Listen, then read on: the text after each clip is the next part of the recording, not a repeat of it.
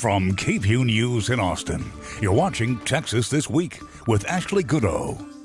Good Sunday morning. We are 9 days away from the start of early voting in the March primaries. This morning, we're hearing from another one of the Democrats hoping to take on U.S. Senator Ted Cruz in November. But first, here are the 3 things you need to know in Texas politics. Members of the Texas House of Representatives joined Governor Greg Abbott on the Texas-Mexico border Thursday. Standing in front of military and law enforcement equipment, they criticized the Biden administration, saying the president is not enforcing the law. The governor says he is working with the Texas National Guard to deploy more soldiers to the border, but did not give specifics on when that will happen. A new state law increasing the penalty for human smuggling went into effect this week. Senate Bill 4 passed during the state legislature's 3rd special session last year. It creates a 10-year minimum sentence for smuggling immigrants and a 5-year sentence for operating a stash house.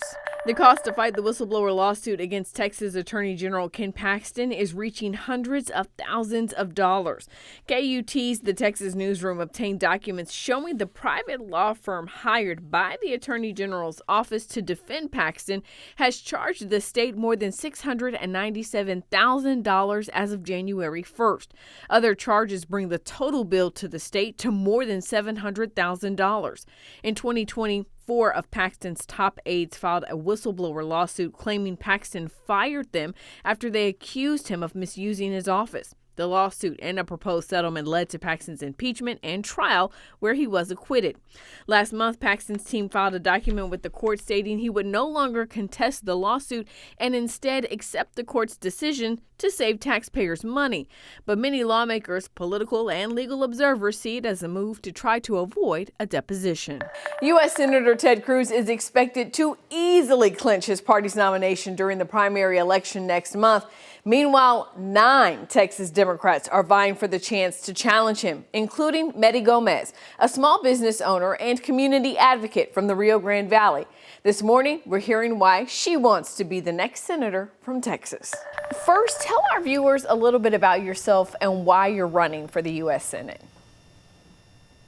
Well, I am running because I feel that in the United States right now, we need someone who's going to represent the taxpayers of America. We need someone who understands federal regulation and is ready to tackle the immigration system, to tackle the need that small businesses have. And we all have a tax solution for that and whatever it is that the American people are looking for. So I am running also to represent the single mothers of the state of Texas and America, and wanted to have a voice for the voiceless, for the ones who have been fighting every day to making ends meet and making sure that the future of America, which is our children, have a good foundation. And tell us a little bit about your background. So I come from 2 immigrant parents. I was born in McAllen, Texas, raised in Austin, Texas, and lived a small part of my life in Gerald, Texas. And then we moved down to the Rio Grande Valley in 1989 to start our family business. We had a furniture store that we operated for 30 years, and we were one of the largest furniture stores in the nation. As a child growing up in a family-owned business, it was amazing to be able to experience that. And then I ended up getting my degree in business and accounting, and I've loved it ever since. Just opened up my own tax practice, and now I'm in taxation consultant when I help settle IRS matters with American taxpayers, with the small businesses and individual taxpayers. So saving lives, saving businesses is what I do and what I enjoy. You know, in your opinion, what is the most pressing issue facing Texans right now, and how would you work to address it if you were elected to the U.S. Senate? Right now, making sure that everybody has food on the table and wages. Right now, the GOP is attacking Social Security benefits. I want to make sure that not only do we expand on Social Security benefits, but we're going to secure the money, the funding. We need an accountant's approach to the solution. And so I want to make sure that we address the Americans first, and we make sure that we are controlling corporate greed, and by introduction of the Corporate Accountability Act, which is something that needs to be done, and also making sure that people have fair wages. It's sad for me to see a lot of retired teachers, a lot of employees who work for small mom and pops just not make ends meet. I think a family of 5 is going to need at least $100,000 a year to have a comfortable living. And that's just not happening. And we've had Ted Cruz for such a long time. He's done nothing. I'm ready to step up to the plate to make sure that the Americans have some kind of accountability, because we don't have that right now. You know, in poll after poll, we see Texans say their top concern is the border and the crisis that's happening at our border with Mexico. As a member of the Senate, what legislation would you work to pass to address what's happening at the border?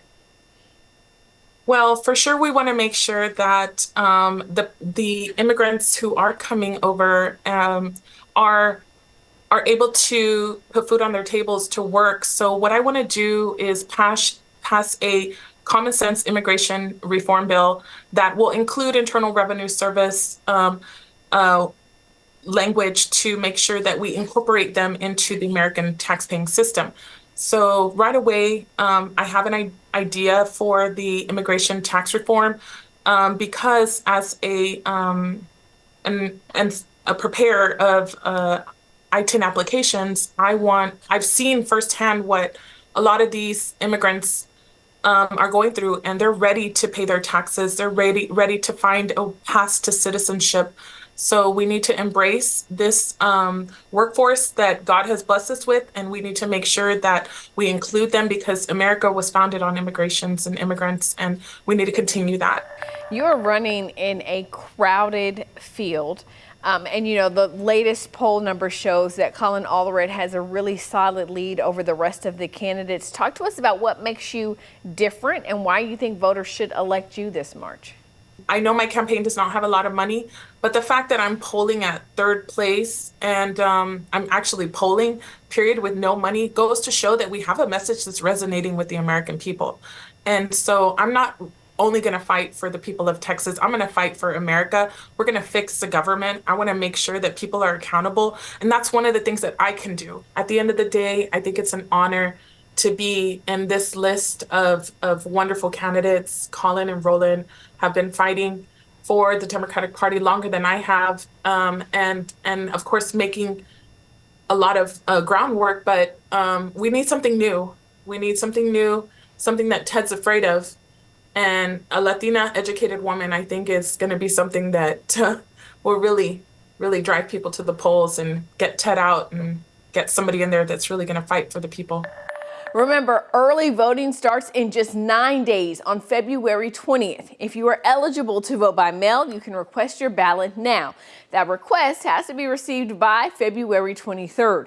Early voting ends March 1st, and Election Day is March 5th. That's Texas This Week.